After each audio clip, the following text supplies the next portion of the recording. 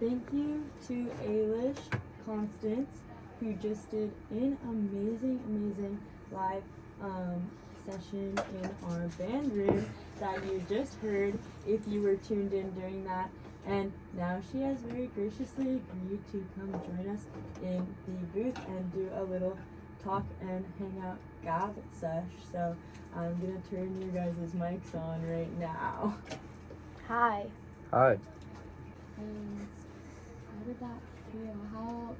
How do you normally feel usually through performing as well? It was really fun. That's the first time we've performed live or on a radio.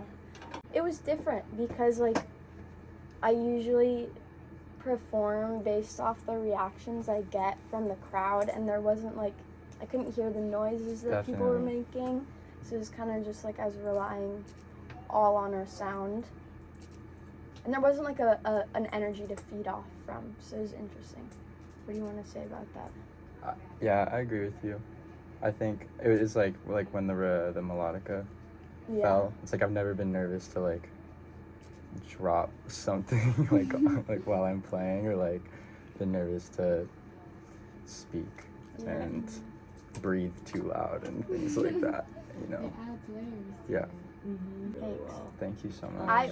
Vigo's 70% of this. I just write the music and he brings the energy and he brings the love. He's my spirit guide. I think that might have been the best set we've done. Yeah. I mean it's just that it gets better every time. Yeah, I think just the space, being in a room like that and being completely isolated, definitely brings out kind of the essence of what we're doing when we're in, just practicing the set at Eilish's house or my garage, so. Absolutely. I had a question regarding one of the things that you said in between songs about how To Catherine is in your writing process dedicated to your mom's mom. How do you feel she comes through in that album? She died a week before I was born, or a week after I was born, and I never got to meet her, but her energy has been so strong throughout my life, and she's always been talked about. But I think I've always wanted a way to talk to her, and I never could have, and I wanted a way to send something out into the world so I could talk to her. So I just, even though all the songs aren't based around her energy's definitely there, and I just wanted to send something out for her to hear. That's beautiful.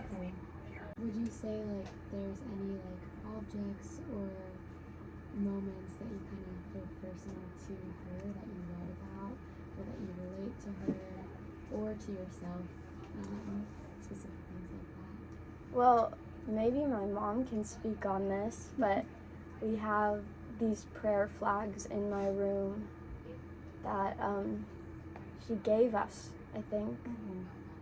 And what else do we have? We have this little stuffed animal. I don't know where it went, but we used to have a little stuffed animal of, what's that type of dog called? Oh, the collie dog? A collie dog. That was her dog. She loved that dog. And then a picture of her on the dog. You want to come here? Yeah. It's a family affair in here right now. Eilish's parents are both here, so I think we're going to have Mom talk on that question a little bit. Yeah, so she passed away when Eilish was a week old, and Eilish never got to meet her, but she was able to see a picture of Eilish and know that she was alive and safe, and I think that's what she was sort of waiting for. And so Eilish was born into a household that was always talked about her Amma and how special she was, and we have things of hers all over the house. All the jewelry I wear is hers, and the jewelry that you borrow from mine is hers. And a really interesting fact about her is that she was friends with the Dalai Lama. Whoa. I mean, she stayed at his house and was friends with his brother, and it was interesting, special. She was very special, very, very special. She's amazing. She sounds amazing. Yeah. Therapeutic nature is what brought you to music, or is that more something that you think came after practicing for a while? Well, I mean, my dad threw a bass in my hand when I was really little, and I was kind of playing it and then not playing it. Actually, like, how involved music has become in my life definitely started as something that was, like, therapeutic in a way, or, like, escape the craziness. Were you also, I know you said that one of the songs that you played today you wrote when you were 12 and Mhm. released when you were 13? Yeah. How long have you been making music?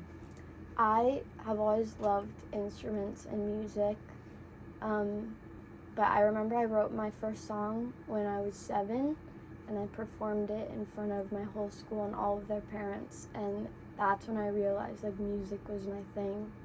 And so I've just been making music ever since then, and I kind of lost it, but then picked it back up during quarantine. That's when I started producing, and then I just continued from there.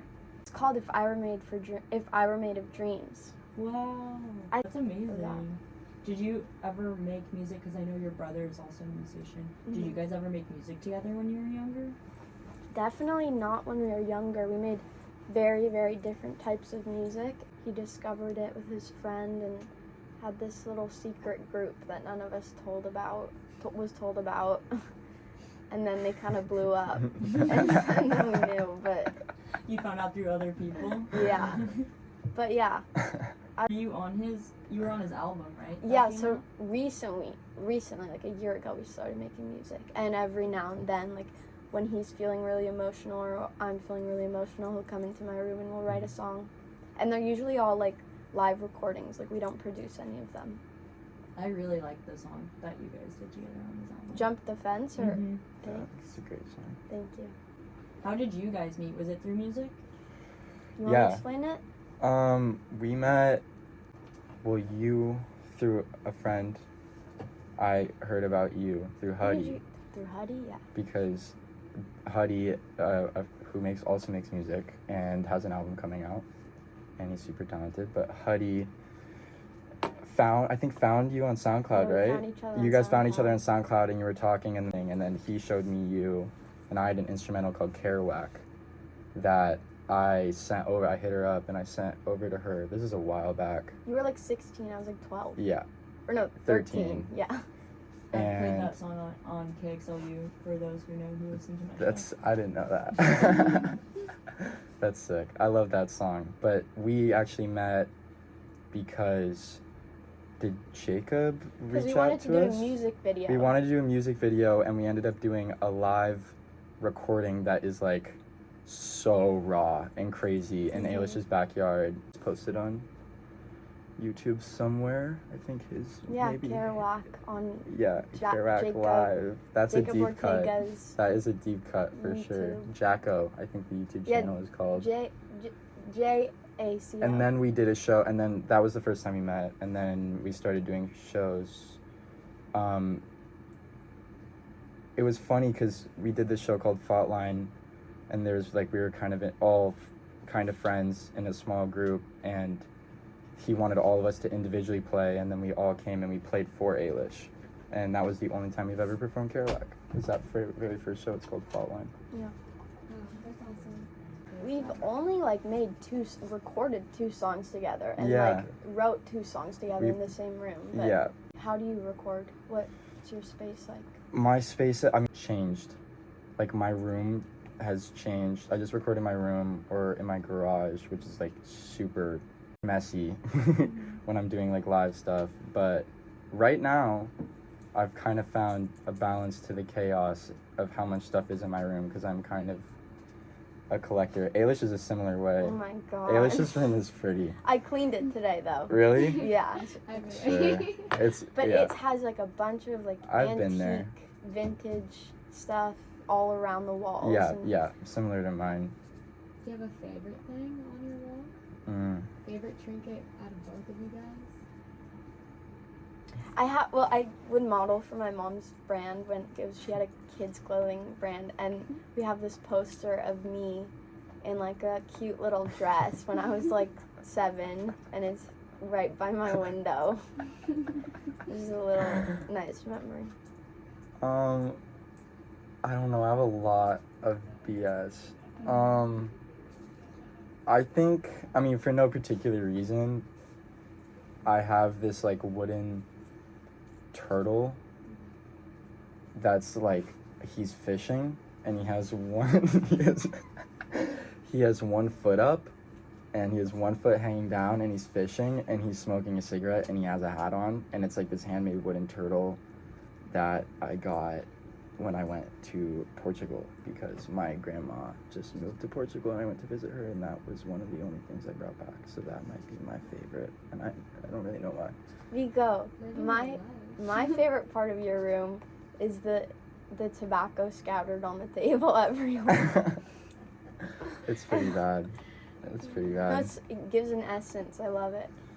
Often when I'm like writing, I kind of go back to writing about people.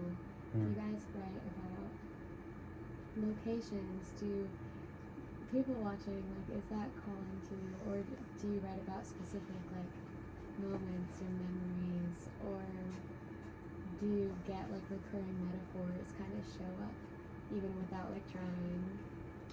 Ooh. I write a lot. Well, okay. Recently, I've been writing about like public figures. Like I've written about Anne Frank, and I wrote about someone that maybe I can't name, but he's pretty evil.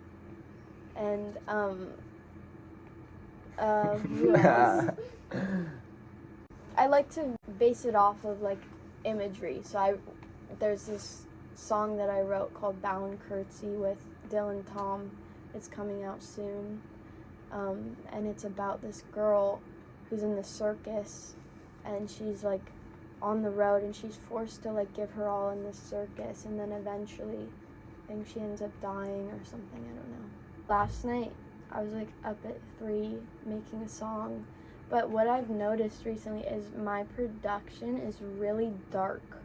Like it's really like heavy and dark, and when I work with these producers it's more lighthearted, and I think that's more what I'm aiming for in my music from now on. And I feel like the dark mood is more my brother's music, so I think we do good when we work together because I can like produce it and make it dark feeling. Do you guys have any sign off you want to give? Any last words? Ooh. Let me say something. I love you, and it was nice talking. I'm Eilish Constance, and rest in peace, JonBenet Ramsey. I'm Viggo Via. Shout out KXLU. Shout out Victor DeWitt. Shout out Blackie. Shout out the family. Shout out LA. Let's go. I feel like we can leave on this one. Or I can just like do a continuous. Peter has to go to the studio.